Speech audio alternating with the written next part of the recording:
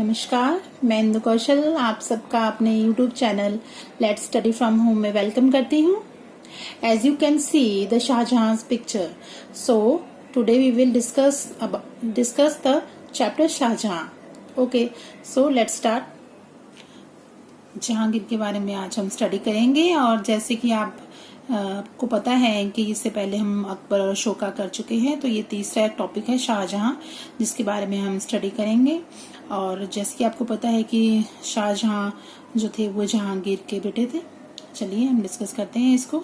इसमें हम Shahjahan as a कनके भी पढ़ेंगे, आर्ट एंड आर्किटेक्चर्स के बारे में, द ताजमहल और रेड फोर्ट के बारे में पढ़ेंगे, और जो लास्ट डेज थे शाहजहां के उन्होंने कहाँ पर कैसे स्पेंड किए, क्या हुआ उनके साथ, उसके बारे में इस पूरे चैप्टर में हम डिस्कस करेंगे। So let's start.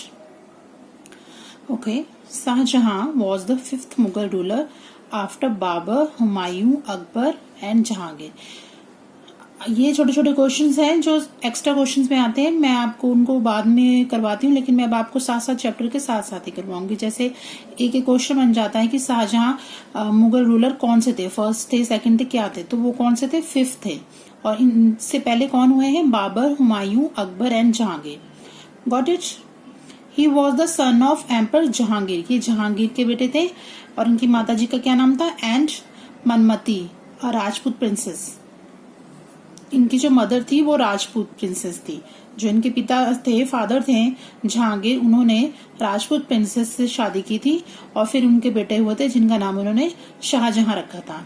इनका जो एक और नेम था खुर्रम करके। ओके, बॉर्न इन 1592, देखिए ये 1592, ठीक है, 1592 में इनका बर्थ हुआ था। His childhood name was Prince Khurram. ये आपसे पूछा जा सकता है कि इनका बर्थ कौन से सन में हुआ था और इनका एक चाइल्डहुड नेम था वो क्या था, तो ये है। He extended the throne in 1627 CE। तो इन्होंने कब अपना जो राज सिंहासन था वो कब इन्होंने संभाला था, after revolting against his father. अपने ही फादर के अगेंस्ट जाकर इन्होंने अपना जो सिंहासन था जो इन्होंने लिया था वो 1627 CE को मनीरा में किया था। अपने अगेंस्ट फादर के गए थे ये, ठीक है, जहांगीर थे जिनके खिलाफ ये गए थे, और इन्होंने फिर अपना सारा जो सिंहासन अपने हाथ में ले लिया था। ओके, कब लिया था, 1627। ये भी एक क्वेश्चन आपका बनता है। Okay, historians consider him as one of the greatest emperor of the Mughal dynasty. जो हमारे इतिहासकार हैं, हिस्टोरियंस है, उन्होंने इसको ग्रेटेस्ट एम्परर्स जो मुगल डायनेस्टी के थे उनमें से इसको सबसे ज्यादा ग्रेटेस्ट एम्परर के रूप में माना है। Let's read about Shahjahan the magnificent. अब हम शाहजहां किस तरह से एक जादूगर के रूप में उभर के आए थे, क्योंकि इन्होंने बहुत, क्यों बोलते हैं इनको मैग्निफिसेंट, क्योंकि इनके ही टाइम पर जो है जो ये मुगल डायनेस्टी को हम गोल्डन पीरियड भी कहा था, तो main golden age of the Mughal empire इनकी वजह से ही कहा गया था, क्योंकि इस टाइम काफी इनकी रिकवरी हो गई थी हर चीज में, और इनके पास काफी ज्यादा रॉयल ट्रेजरी थी, बहुत ज्यादा लॉ एंड ऑर्डर अच्छे से लोग अपनाते थे, तो काफी अच्छा था। हम आगे डिस्कस करेंगे। अभी ये इसके मेन पॉइंट थे। आई होप आप समझ रहे होंगे। 5th मुगल रूलर थे ये, और इनके पहले कौन थे, बाबर, हुमायूं, अकबर एंड जहांगीर। और किसके सन थे ये, जहांगीर के सन थे ये, और इनकी माता का नाम मनमती था, और ये बॉर्न 1592 में हुए थे, और इन्होंने अपने फादर के अगेंस्ट जाकर सिंहासन संभाला था 1627 CE में। ओके, और इनको मुगल डायनेस्टी के ग्रेटेस्ट एम्परर में इनको माना जाता है। ठीक है, आगे बढ़ते हैं हम। Shahjahan the conqueror. Okay, Shahjahan showed great military skill, okay, at a very early age. ये भी एक इम्पोर्टेंट चीज है कि बहुत ही अर्ली एज में, बहुत छोटे थे ये, तब इनको देखकर ही पता लग रहा था कि इनके अंदर बहुत ही अच्छे मिलिट्री स्किल्स है, ये बहुत अच्छे शासक बनेंगे, तो इनके बहुत ही वेरी अर्ली एज में ये दिख गया था। He was given training in the art of war, और इनको ट्रेनिंग मिली थी वॉर की, और किस तरीके से मिली थी, his father often sent him on wars even as a young prince. इनके जो फादर थे इनको भी वॉर में भेजते थे एज ए यंग प्रिंस के रूप में, जबकि उस टाइम बहुत छोटे थे, क्योंकि इनको इंटरेस्ट था इसलिए इनको वहां भेज दिया जाता था। He won a number of battles for his father. उन्होंने अपने फादर के लिए कुछ लड़ाइयां हैं जो लड़ी थी। व्हेन Shahjahan became the king, most of the North India was already under Mughal rule. जब शाहजहां किंग बने थे तो उस टाइम मैक्सिमम नॉर्थ इंडिया की जो जगह थी वो ऑलरेडी मुगल डायनेस्टी के अंडर थी. जस्ट लाइक हिज ग्रैंडफादर, जो इनके ग्रैंडफादर थे, कौन थे? Akbar.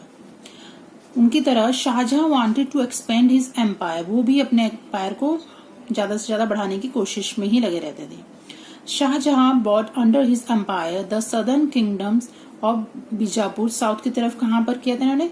Kingdoms of Bijapur, Golconda and Ahmednagar. ठीक है, ये देखिए, अगर आप ये आपको दिख रहा होगा से,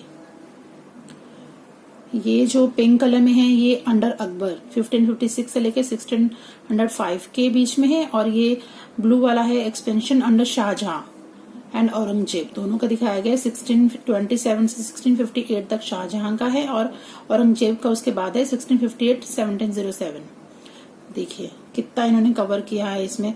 अगर आप मैक्सिमम समझ लीजिए पूरा इंडिया को इन्होंने अपने शासन में लिया था उस टाइम, अगर अकबर का भी और इनका देखा जाए. Okay, now let's continue our topic. Okay, Shahjahan even try to extend his empire in the north waste.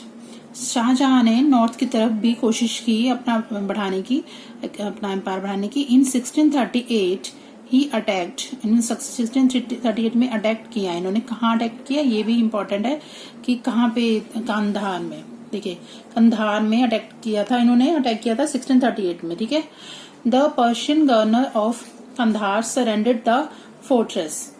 Okay, जो पर्शियन गवर्नर थे कंधार के, उन्होंने सरेंडर कर दिया था.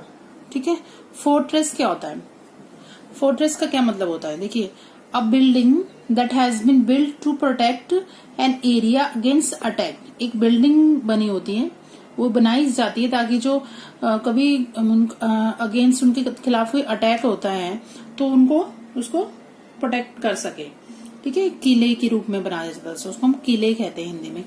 ठीक है, टू द मुगल्स. ठीक है, the Persian governor of Kandahar surrender the fortress to the Mughals, but the Persian recapture Kandahar in 1649. पहले तो वो हार गए थे, लेकिन बाद में पर्शियन ने रिकैप्चर कर लिया था कंधार इन 1649 में. Foreign travellers like Francois Bernier and Thomas Roe, ठीक है, ये फॉरेन ट्रेवलर्स थे दोनों, traveled through some parts of the Mughal Empire during the region of Shahjahan. Shahjahan के टाइम पर ही आए थे ये, कुछ पार्ट्स में इन्होंने ट्रेवल किया था मुगल एम्पायर के time. They have given a detailed account of his reason. यही वो लोग दोनों थे जिन्होंने पूरा मुगल एम्पायर के बारे में डिटेल दी है. There was law and order. उस टाइम काफी जो इनके कानून थे, नियम थे, बड़े अच्छे तरह से इन्होंने बना के रखे थे. And the royal treasury was full.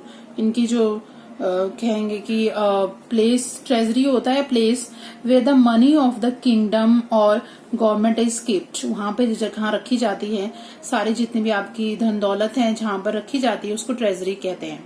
ठीक है, वॉज ऑलवेज फुल. वो मैक्सिमम टाइम फुल ही रहती थी, जो भी उनकी खजाना था वो हमेशा भरा हुआ ही रहता था. And there was peace and security across his empire. और उसके जो एम्पायर था उसमें शांति और सुरक्षा हर तरीके से उन्होंने कर रखी थी. तो वो अच्छे थे हर तरीके से, हर चीज में, लॉ ऑर्डर में भी और फाइनेंशियली भी, सिक्योरिटी लेवल में भी, हर तरफ से वो सिक्योर थे. The people were happy and prosperous. जो लोग थे वो काफी खुश रहते थे और अच्छे से अपना जीवन व्यतीत कर रहे थे, काफी उनकी समृद्ध लाइफ थी.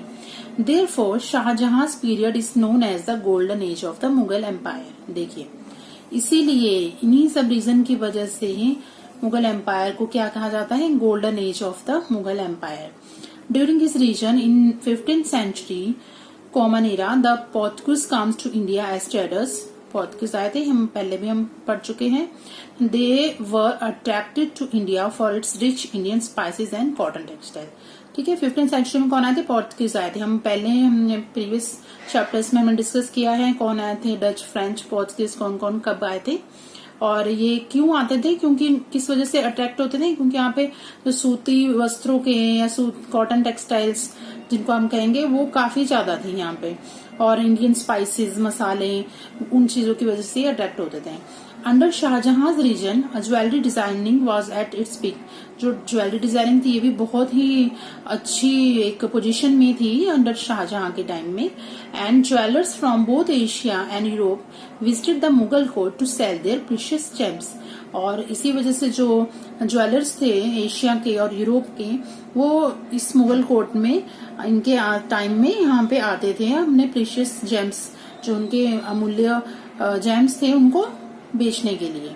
तो देखिए कितना अच्छा पीरियड चल रहा है यहाँ पे, लॉ ऑर्डर की बात हो या फाइनेंशियली हो, सिक्योरिटी लेवल पे हो, बिजनेस लेवल पे हो, बहुत अच्छा था। यही रीजन था कि golden age of the Mughal empire इसको कहते हैं। ओके, आई होप इतना काफी है। हम नेक्स्ट वीडियो में अदर पार्ट्स का डिस्कस करेंगे।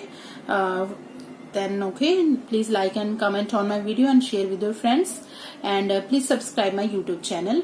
Okay, thank you so much.